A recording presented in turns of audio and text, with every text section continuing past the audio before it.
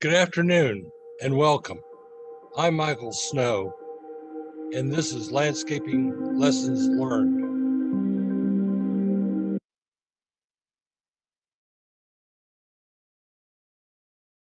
I am a Master Gardener Extension volunteer. I've worked in the business world for about 50 years, mostly in the area of real estate and the new construction and the design and outline the development of apartment projects. I've also been an avid gardener all my life. When I think back to my first garden experience, it was with my grandfather. We were out and cutting out some spent daylilies. From there, I worked a lot with my father, my mother. We were always active in the yard, always growing things. However, we were mostly ornamental.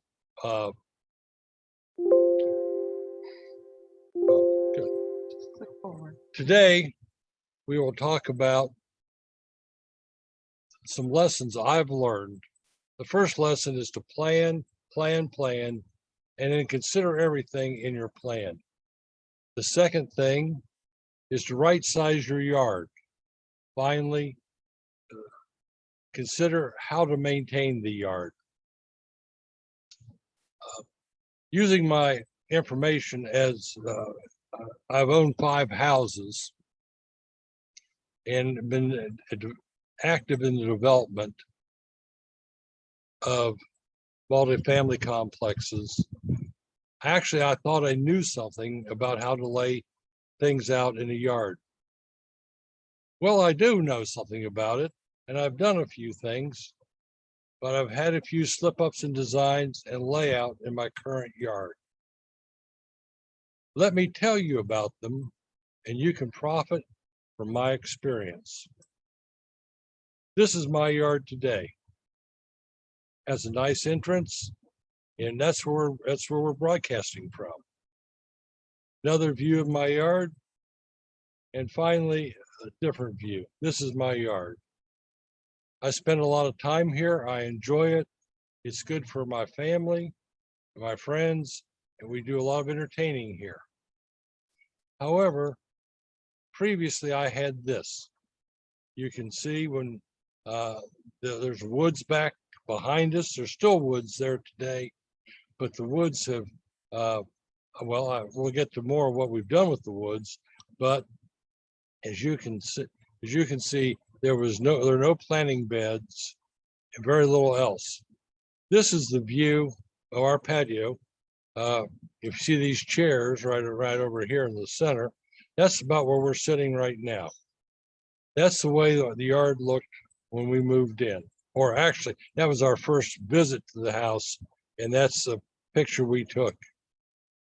Also, this is another view of how the yard looked.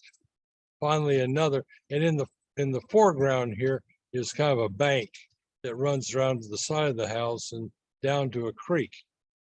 This picture is the bottom of that hill, and as you can see in this picture, the tree, which is a magnolia, has serious erosion. In the background, you can see some of the air conditioning condensers back here. You can see the mud on them. Mud on the coils or on the fins of the air conditioning condenser reduces its efficiency. Really a no-no, and so unnecessary. Also, there's a patio here by the door on the right. That patio was covered with mud, and whenever it rained, it just washed up in mud and water ran everywhere. The situation was that the pictures actually look better than the reality. We were inside one day after first buying the house, and it started raining, and after a while somebody looked up and said, "Hey, you got a lake in your backyard." Well, that adds to the serious erosion and these other issues which I'd mentioned. No planting beds, no route to lower level of house, the driveway view, which I'll give you here in a minute. Here's the driveway view. Isn't that cute? Drive in, get out of your car. What do you see? A trash can and a whole bunch of the flotsam and jetsam that goes along with gardening. It's all off to the side, and it's usually dirty, dusty. None of the attributes that you really want to have to welcome a guest. So, thinking this over, what we're doing today, several quotes, things came to my mind. Winston Churchill had said, "We shape our buildings, and afterwards our buildings shape us." This same process could be said for our yards and gardens. Whatever we put and what we start, we live with or have to change. And so the planning is so important on the front end. One other thing that came to mind was a culinary term, mise en place, which means to have all your ingredients organized and prepared before you start cooking. I suppose it's never happened to you. It's only happened to me one time. It happened about once a month. Now I'm a little better, but you start cooking something and realize, one of the key ingredients you don't have. So the mise en place means get everything out and organize it. Same's a little bit true with your yard. This is what we did to attack our problem connected to the water and to bring it to the state it is today. We had a landscape architect who drew up some ways to attack the drainage. We developed a locator plan and began figuring out how to make the yard better. We changed it over the time. You may have seen a swimming pool in that first one. Too much money, too difficult to maintain, not enough sunlight. These pink things in the middle are a septic field, and so putting in a pool means I'd had to move the septic field, which made it much more difficult. So what we've done is to reconfigure the patio we're sitting on. We added another patio and we built a garage. Here's our first major step, was removing the trees. And I encourage you to think about doing the major steps first. They make everything else fall into place. We took out, say, 25 major trees, still leaving a great many, and it actually allowed the 2 beech trees that you may see behind me to grow into more of a specimen variety and really show off their structure and good looks. The second thing we did was we graded the site and added some catch basins, some French drains, which are on the sides, which immediately begin to help with the water. We built a retaining wall, which you can see, and then we built steps. If you remember that walkway, or there was no walkway, but down towards the erosion below, we put in some steps, and which improved the ingress and egress, reduced the erosion. You can see a drainage type which was put in. We've since covered that up and have grown a lot over it. And also, we sodded the yard, which made it look much better. And we relooked at the potting table that you saw when you first came in. We relocated it, which moved all the bags, all the buckets, all the watering cans, the tools, first of all, out of everybody's sight, second, closer to the yard. And one of the things we did add there is you can see there's an electrical outlet right up here, and over to the left of that is the water hose.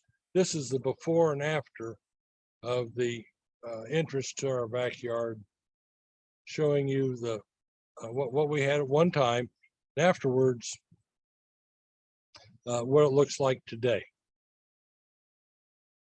So that all sounds pretty good, doesn't it? We did pretty well. What went wrong? We really didn't make a plan for fresh water.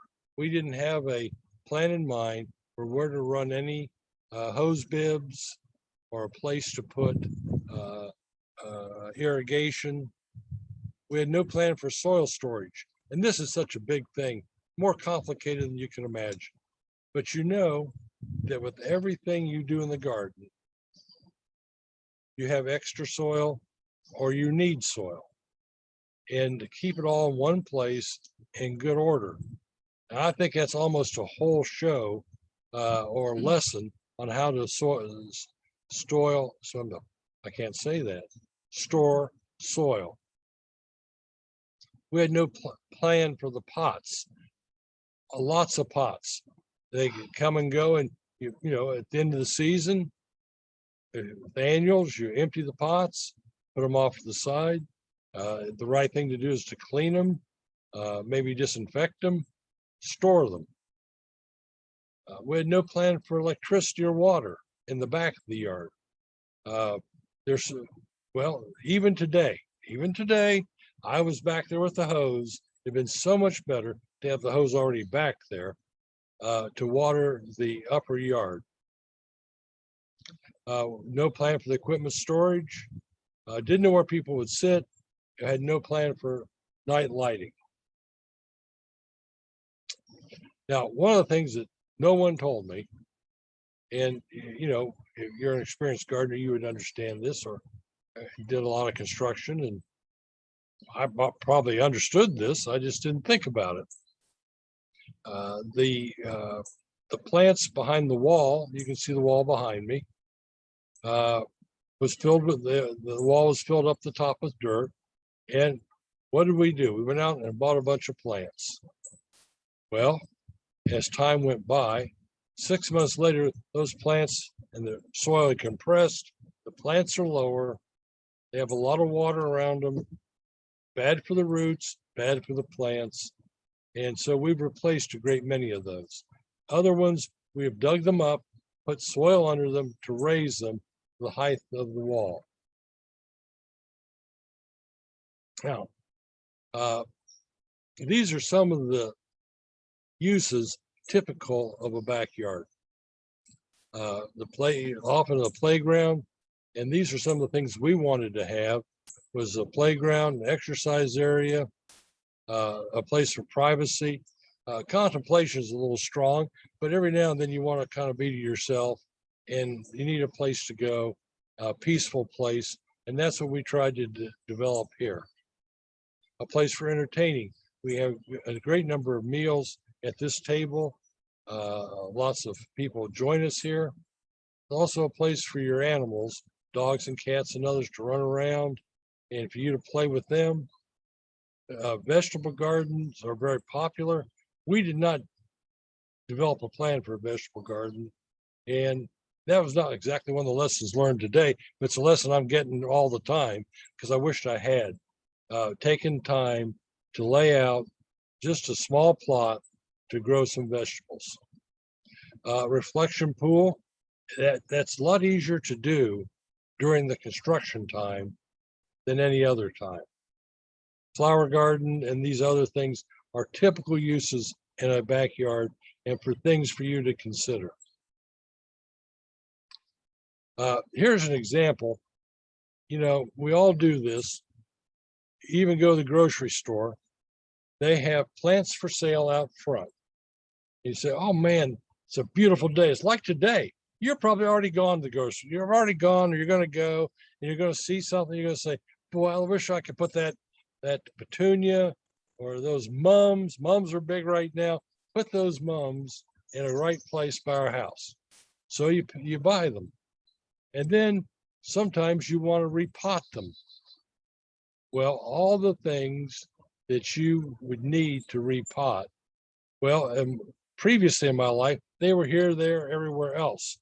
Now I've kind of organized them all in one place, where the buckets to the side hold amendment, mulch, soil, and you can see on the bench some root starter and so on. It makes everything much easier and much more fun. And by the way, if you get a bench like that, building that bench was really, I'm no carpenter, but I built that bench. It's a simple plan I got off the internet.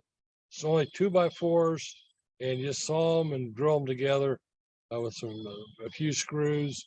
And what that does is that gets the plant, at least for me, up to where I can work on it and be able to see. And well, a lot of times it's hard to get the soil in because the plant's over the side of the pot. So you can put some in, then you can turn the pot as you're there. And I encourage people to think about adding that to what they're doing in their yard.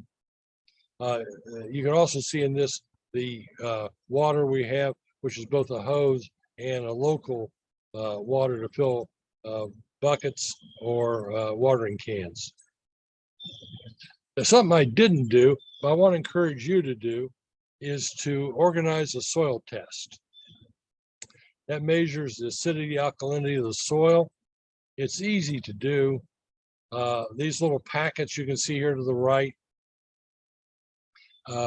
you can get those from the Extension Service. They have 2 or 3 offices here in Fulton County. Or you can contact University of Georgia, who will send them to you. UGA is probably the main group that does the soil test. There are private companies that do it. I had mine done, my soil tested. Here's what the report looks like, and it says that no limestone recommended, and nutrients not needed, and nutrients needed. And it gave an answer as to the recommended pH, which is 6 to 7. I'm at 6.5. I felt like I was the luckiest guy in the world. I didn't have to go do anything else. Now, it's important to do this not just once, but to do it every year. Maybe do it in other parts of your yard, particularly if you have a yard which has had soil moved around on it, or you're not familiar with what all is there. One of the things, I thought we'd review a couple of garden uses and some of the key things that are important to those uses. A vegetable garden or a flower garden, got to know where your water is going to come from, the path of the sun. Now, fortunately, Everybody has a phone or a watch. They all have a compass. You can look at the compass, find north, east, west, and know what the path of the sun is and how that will affect your garden. Almost every plant that we ever see requires sun. And we didn't do this. I wished I'd done that because I have too much shade. Still, notwithstanding taking out a number of trees, I still have a lot of shade, and there's a lot of places I can't really plant many of the seasonal flowers, annuals, and perennials in different places. Vegetable garden. Again, this is a picture of a very well organized and tended vegetable garden, water source, and one of the key elements in that garden is what are you going to do with what you produce? I tried to find out what the right size might be for a yard. Internet helped some, and the answer was 100 square feet. That's 10 by 10 for one person, and maybe 200 square feet for two people. And if you start to make a garden, by all means, access the internet and see what the number of people you have to feed or what you're going to do with what you produce. Nothing worse than producing it and not having an outlet. Entertaining. As I say, we like to entertain. We didn't work on food preparation. Fortunately, our kitchen is right at hand, but there's no outdoor other than a grill, counter, or a water source, or disposal source for food, and no place to store kitchen utensils or eating utensils. You got to think about where the lighting will be. This is a great looking yard somebody's put together, and I'm sure they're enjoying it. And you have to think through where the furniture is and how it's going to be maintained. I think all the great looking yards are in California because it's always sunny there, and they don't have to worry about where all the cushions are. They don't have 4 days of rain, or if they do, then they're really in trouble. One of the other things that's very popular is a playground in your backyard. Everybody's got kids or grandkids that want to run and figuring out what type of grass, what works for both your yard and what the uses are going to be. And equipment storage. There's hardly anything that kids do that doesn't involve at least one or two pieces of equipment, as simple as a soccer ball, a net, a badminton. We play baseball out here. We play football. Grandkids love to run in the backyard. The wear and tear. We have zoysia grass, which absorbs wear and tear well, and it was good to have that. One other thing that you may say to yourself, well, I like some privacy. I want to be able to go to my backyard and not feel like I'm on display. And that's natural to anticipate some level of privacy. Your backyard is an extension of your home. You may want to think about what your neighbors are doing, what the existing conditions are. It's something I didn't do. I thought I knew the existing conditions, but this is what went on in my yard. That's how it looked, say, 5 years ago. We've been here about 8 years. And behind me, behind the cleared area, is my neighbor. Well, one day I come out and there are some poles there. You can see some red posts along the way there. And each of these red posts lead to having a fence.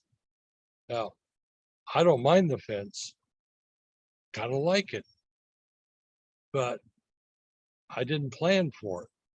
So one of the things you may want to do is talk with your neighbors, tell them what you're doing, ask what they're doing, and work together.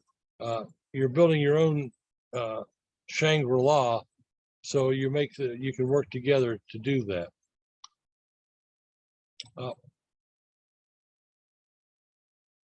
Another thing that people often do with landscaping is curb appearance.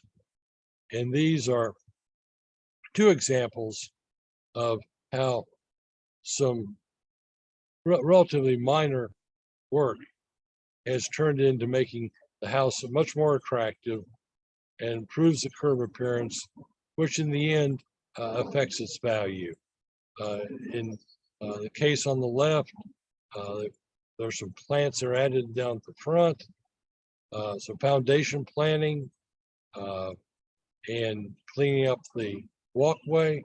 And on the right, remove the tree, which was probably on the roof of the house with limbs and leaves, which deteriorates the quality of the roof.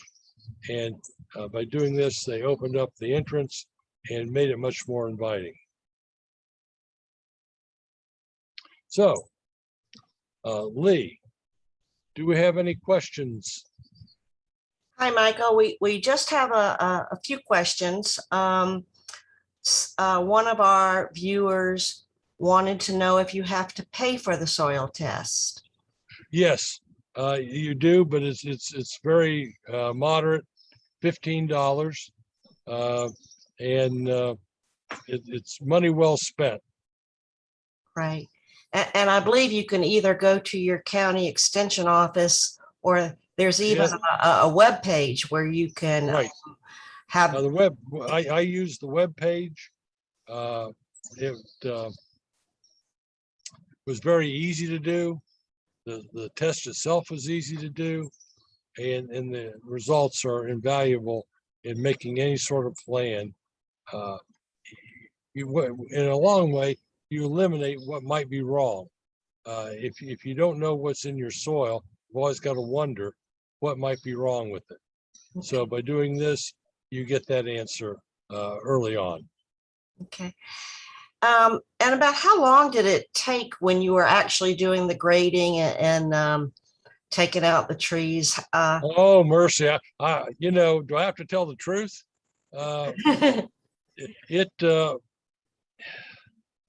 It probably took 3 or 4 months because you have to schedule the people and they come, and it's good to let soil kind of lie fallow for a while. I'm sure it could be done quicker. It took about 2 months to develop the plan, going back and forth with the architect. Then I did not have a individual or company in mind for the tree removal. So you have to get some quotes and interview the people and follow up with them. Which was takes a week or two. Then they get on their books, and then they get out here and do some. And now I've got a guy, he's been back twice more, just kind of cleaning up some things that we didn't have done. Okay. One of our viewers wanted to know, how do you find a landscaping architect, and where's the best place to look for recommendations? Well, I'm glad you asked that, or the viewer asked that. In my own case, I just happen to have already known him. Actually, I knew his partner through business. His partner had done some work for the company I was with, and as a favor, it helped me lay out a garden at a previous home. I think if you type landscape architect into Google, you'll get some suggestions. Also, I think that I would encourage people to rely upon the extension service, to rely upon the master gardeners. We have booths at a lot of the local markets, produce markets. They're once or twice a week, which is called Ask a Master Gardener. You can bring your plan in. I don't want to commit anybody to anything, but you can certainly get some feedback on what you think your plan can do and what your yard's like. I encourage, take a lot of pictures. I took a lot, and I like to see how things grow, and I like to see uh, the whether I'm making any progress or not. So you can also ask a neighbor or ask friends, and I'm sure now. Unfortunately, in today's world, everybody's busy as all get out, and those individuals that do that have got to be really busy. But get started, and once you kind of get the plan together, it allows you to put a stake in the ground, and that stake leads to others, which will help develop a really attractive yard. I also wanted to say that because I got burned choosing a landscaper to resod and take down a tree and put in irrigation, I had to have somebody come and redo it. Check people out on the Better Business Bureau. Yep. Ask for references, check the references, and just make sure, because it is usually a big investment. It is, and I always have done that, and I try to get referrals from people. And by the way, Next Door Neighbor, the website, is a good place to start. Right. You can always. I've found other people for various situations who, by just typing in and asking for a reference, and I've referred people. I've had people ask about somebody, and I've said, yes, they do a great job. They did a great job for me. Right. So, one more question, and then you can move on. Someone wanted to know about how long does it take to get the results back from the soil test? Oh, I think it's like a week or 10 days. And you get an email, correct? Right. You get an email, and what else? You save it, print it out. And one of the other things I didn't mention, I'm glad to, is to share that with whoever does your yard chemicals. I got it, and I've shared it with other people, and I do not do my own chemicals. I have a service that does that. First thing I did when I got that is share it with them, so they know what's already there. And it's almost a good practice to make it like an annual thing. When you're going to begin your spring planting, go do a soil test, or do it as a fall cleanup item, which I think is even better, because it allows you to kind of, based on your results, you can plan over the winter for what you're going to do. Okay, Michael, we're going to hold the other questions for the end. Okay. So to get a plan together, one of the first things I would do or recommend to be done is to take an inventory, the soil test, the sun, the path of the sun, what plants are there, where the water sources are, and know what has grown well. And here's something that I think is a really good thing to do, is to inspect during a rainstorm. You don't want to get hurt, don't want to do anything dangerous, but whenever there's starting to rain, get your umbrella, some galoshes, go out and watch and see where the water's coming from and where it's going, to make sure that you're not developing a condition that you don't want. And you may be able to funnel that water to somewhere you do want. And so that is a great activity. In thinking about this, I thought about books from Stephen Covey, The 7 Habits of Highly Effective People. And I said, what do you want your garden to be? Well, one of those habits is to begin with the end in mind. So I started thinking about what gardens, what do I want this garden to be? Well, I wasn't planning on saying this. This has turned out better than I thought. It's been a place where my family can meet, to where we do a lot of summertime things together, go to the pool, then have dinner, a place for my grandkids to play. It's all the things I wanted it to be. And it wasn't that hard to do.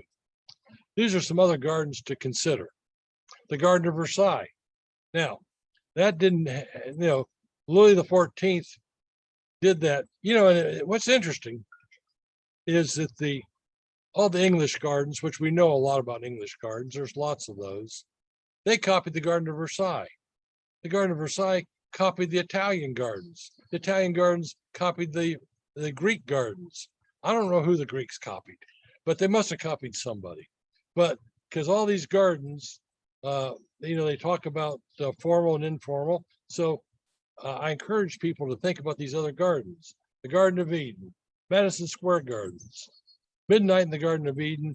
Now Gibbs Garden, which is right here, not far, and Callaway Gardens, which is also not far, are places to go and to absorb what's there and take pictures and ask yourself, is this what I want? And, because I've achieved a lot of what I wanted, which was a quiet place. It's quiet, it's nice. There are things to do. So think about these things. Some things that the plan should include. These are key things that I would recommend anybody do. Storage. And we talked about all these things that we need that you use in your yard, which are important to have and which make having the yard more fun. And so think about where these will be, the pots, the bags, the cushions, the excess dirt, which I talked about. I just can't say that enough, because do I have to tell the truth? Here's the truth. I didn't pick one, and my excess dirt is not where I want it to be. It's too far away. And so whenever I want to put dirt in something, I got to go too far to get it out. And it's hard to maintain, and has to be a way to know how to do that. The water supply. Having a place where you can get the water, I can't imagine a plant that you would get that says, don't put any water on it. They all say, give it some water. So you have to have fresh water. You have irrigation. If you have a yard, it makes your yard work better. And you have plant maintenance, and you're growing things. You gotta have that water. Electricity.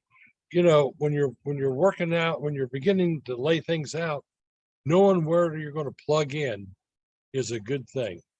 We all got mowers, blowers, and trimmers, and we need a place for a charging station. Here's some other key elements are a work area, a potting bench, the dirt supply, the compost pile.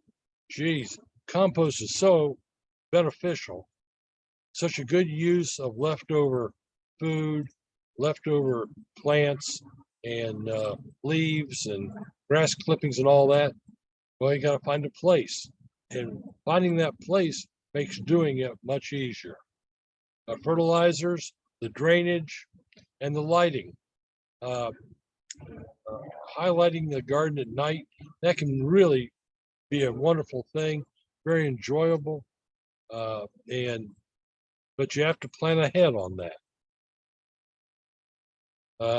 Some other things that I encourage people to think about, when you're putting the plan together, are the walkways, the driveways, all these things, parking paths, any water features.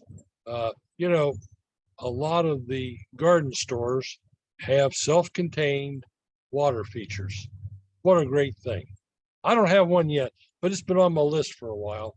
And it's like a lot of lists, you have to get to them, but you can, for a relatively small amount of money, put a water feature, adds a delightful sound and look to your yard, retaining walls and dry creeks or French drains.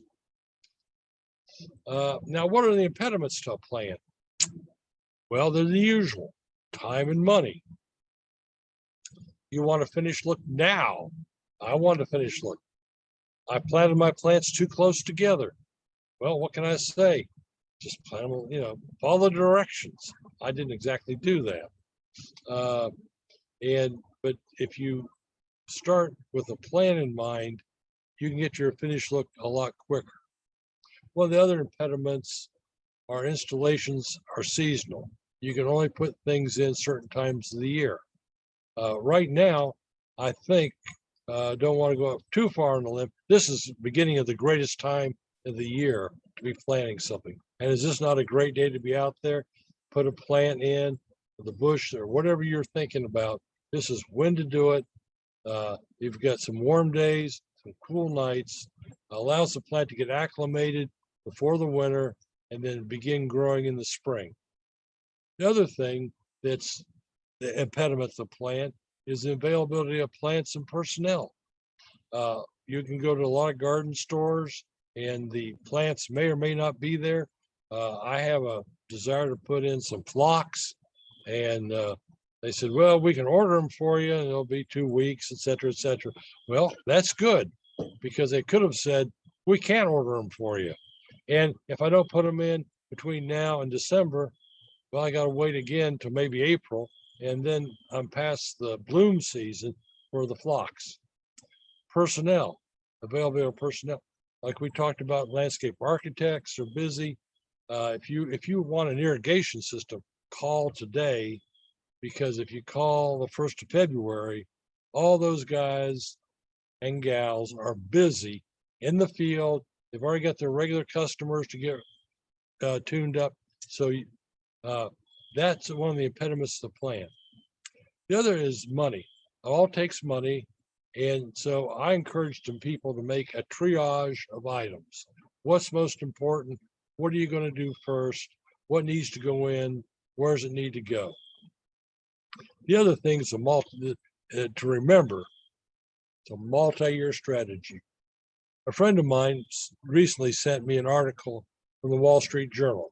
It talks about a family in New York who took their yard with no heavy equipment, no landscape architect, and made it a delightful Shangri-La for them. Bad side took 65 years. Now, the good side of the 65 years is that the family worked together as a unit. The mother and the father worked with the children. Those children now work with their children. It allows you to be together and in the end, to show your child how something can be put in the ground and grow, be better the next year. So remember that as this is put together, the multi-year strategy is important. Okay, right size. Don't go too large, don't go too small. Too small, you can crowd the plants. They start fighting for nutrients with what's either there or the other ones. They're difficult to tend when they're crowded together. To get your hands in there and to get the mulch around them. Or one use can interfere with another. You know, that's the soccer ball and the petunias. So you don't want to make it too small. On the other side, don't make it too large. Now, how do I know what's the right size is? I don't know. If it's too large, there are portions of your yard you don't really see. Hauling equipment can be drudgery, and the expense of maintenance just begins to outweigh the benefit. My yard, I'm telling you, is too small. My yard is too large. I asked myself, what was I thinking? I've put in 99 bushes, all behind me, other than the natural trees I've put in. So it took a lot of time, a lot of effort. Fortunately, I like doing it, but maintaining it really takes some effort. And just, you have to think, do you want that much effort? Do you have that much time? This is a typical load of mulch. You can either buy it in bags at the big store, or you can get it delivered. This is 5 cubic yards. I may get that 2 or 3 times a year. It takes me about 20 hours. Now, somebody else, could do a lot quicker, but it takes time to put it in the wheelbarrow and take it to put it where it's needed and then to put it out. So what is the proper size? Don't know. But I do know about these pictures, or I have some thoughts about these pictures, because oftentimes we get captivated by the magazine picture. That's a gorgeous, gorgeous setting. Now, it probably took 3 or 4 workers, twice a week for 3 years to get it this state. And then they took 50 to 100 pictures and selected the best one. So, well, tell you the truth, pictures you see in my yard are the better pictures. This is the plan I showed you earlier. If it was up to me, if I was doing it again, this blue line, which is kind of the edge of the grass, I'd be pulling it way back here. Also way back here. And I'd had a bigger bank here and more distance between my yard and the boundary of my property. And I would probably also I have yard here to the left where I foolishly put down some sod. So it looks nice. It's fun. Up here, hit my cursor, look up over here. There's sod and things. I didn't plan for irrigation. Mistake. Okay. Design for maintenance. You have to ask, how will the grass be mowed, fertilized, watered? Almost all yards have grass areas. If not, they still have flower areas, and they have to be weeded. Flowers often have to be divided, mulch, cut, and think ahead as to how you're going to carry that out in your yard.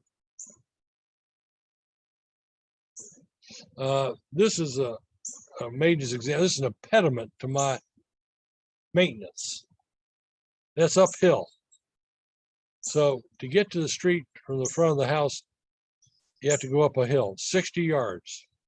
So everything I do at the front of the yard, water, dirt, fertilizer, goes up the hill and comes back down the hill, or up and down, or down and up. In any event, there's a lot of hauling. Nothing bothers me more than, go down to get the mail. There'll be a branch. Pick up the branch, carry it up to the top of the hill, put in the trash can to roll down to the bottom of the hill. What was I thinking about? We had out in the front of our yard some Asiatic lilies. These are beautiful flowers. I encourage you to get some. They are fragrant, they're timely, stately. Everything was good about them except hard for us to water. They're way down the front of the house. The deer ate the blooms. Even if we'd go down to water, there'd be just sticks where the deer had eaten the blooms. Also, the only time we saw the bloom was driving out, as we sped by. So we changed that. Here's our solution. We removed them, moved them up here to the next to the house. We put in what's called a golden mop. It's a type of shrub, and you can see 6 of them there, and those all will grow together, and they kind of a yellow gold color, which we think will be a good backdrop to the azaleas, which are behind them. They're much less maintenance. In fact, I have probably made it. Yeah. So think through the maintenance process. And maybe this is the key. The first thing may be the key thing. What is the distance from the back door?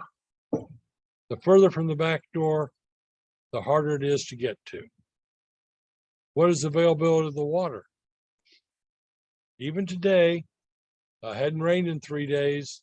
I got a 25-pound bucket of water. I'm carrying it down to the front. Water the few plants, new ones I put in. So if someone had put a spigot or some other outlet of water there, made it much easier. What is the frequency of attention? How often? It's like the golden mops have not needed. I put them in 4 months ago, and they have needed no attention. Then what do you do with the trash? There are trees down there. A lot of them are sweet gum, which loses a lot of limbs. And what are you gonna do with those? So thinking about that, how you're gonna take care of it is just something I didn't do and wished I had. Review. Let's consider everything. Imagine using it in your yard. Think of the Garden of Versailles. Think of Shangri-La. Think of your own Shangri-La. Who will be there? What will they be doing? Right size your yard. Recognize the benefits and the limits of your time and money. Maintenance, think through the process. Some things take a lot of work, some things don't. Ask the people at the garden store. If you're buying a plant, ask about it. Say, will this take a lot of trimming? How fast does it grow? I want to leave it alone, or I want to spend a lot of time with it. Trimming things is not particularly difficult if you do it timely. And it doesn't take a lot of effort to trim, but you have to think ahead on that. I put some Iliagnus in. There's some out there who might like them. There are not many that do. They grow quickly and they cover a lot. And I wish maybe I'd chose something else. Here's a reference on some things that we had. We'd like to thank our marketing partners who have helped us, our business partners. They've all been helpful to us. We're so glad that they participate with us. Lee,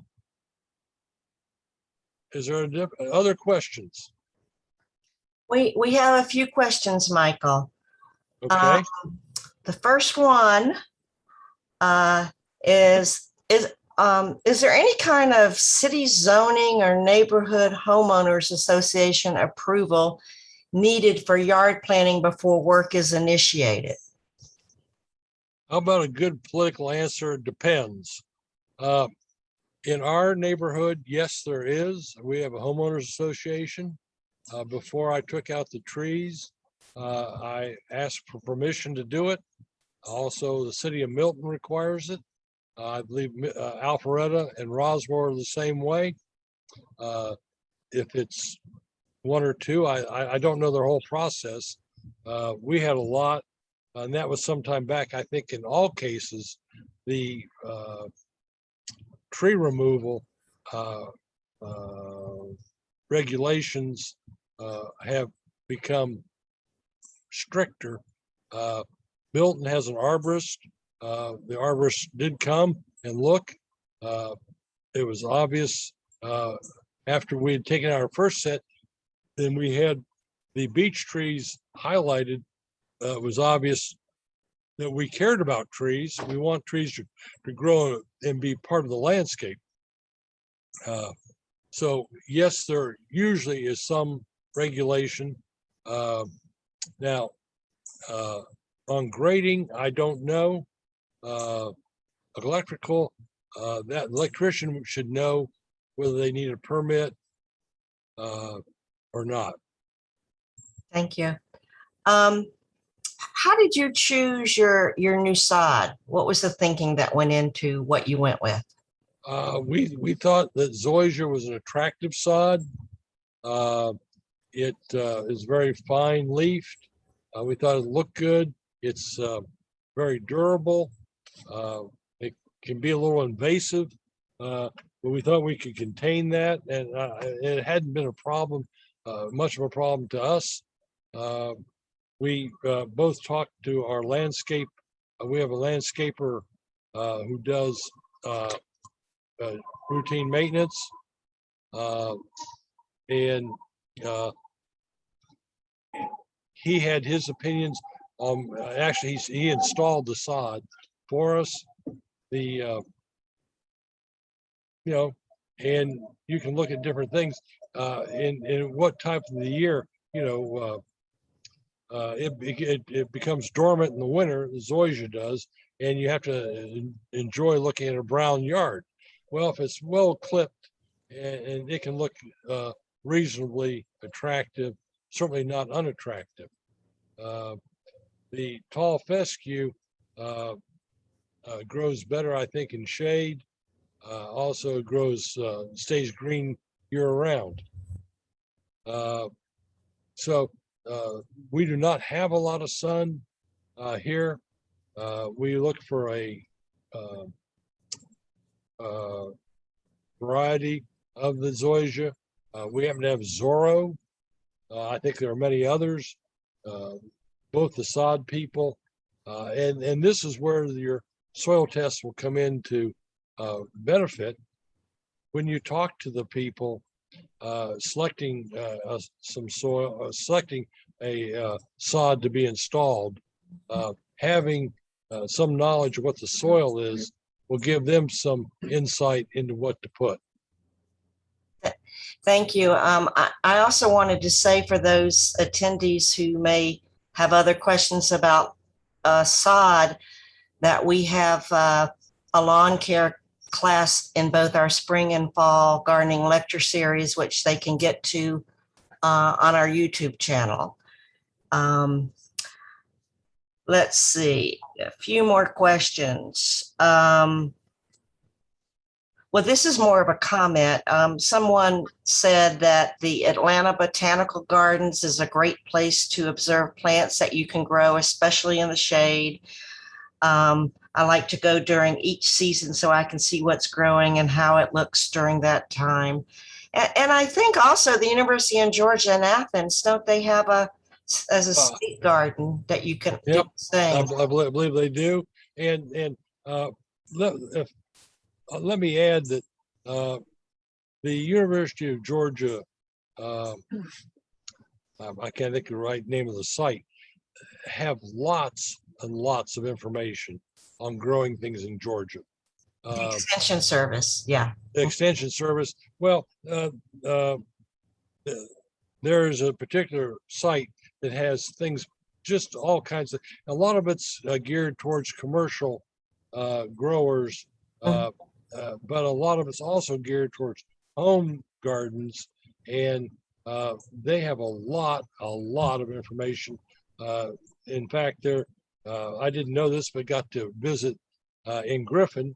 There is a turf facility there where the university maintains different types of turf and can really give insight into that. And so I say the web can, there's so much information there. Also, one thing I meant to say, the UGA weather, they have a site. If you just type in the computer University of Georgia weather, should take you to a site that will give the soil temperature. And right now it's above 65 degrees. It's in the 70s. Once it gets below 65, it gets harder to put it gets harder to put the stuff in the ground, but the stuff in the ground does not grow. You really want the temperature to be 65 degrees or above when you plant. So, and that site is available to, it's really easy, and it's also ability to customize it to your local area. Thank you. I wanted to say too that if folks go to Linktree and just type in North Fulton Master Gardeners, the UGA publications page is one of the links there. And really, all the research that's been done in Georgia can be very helpful to people. One of our viewers, one of our attendees, sent a link that we put in the chat for those who are looking for landscape designers who deal more with native plants. So we did paste that in the chat. Let's see. I think that's really all the questions we have, Michael. Well, that's good. Thank you. Thank everyone. You can see we have we've had, this is the fourth lesson this fall. We have 3 more remaining. I've seen those other lessons. They are on YouTube. If you're doing any vegetable gardening or any fall gardening, really encourage people to look at those. The speakers were very good, and we have one coming up in 2 weeks on projects with kids in your yard. And you know, I don't know what it's going to be yet, but it could be rake the leaves and jump in them. But I think you can benefit from seeing them. Thank you for joining us today. It's been a pleasure. Thank you for coming to my yard.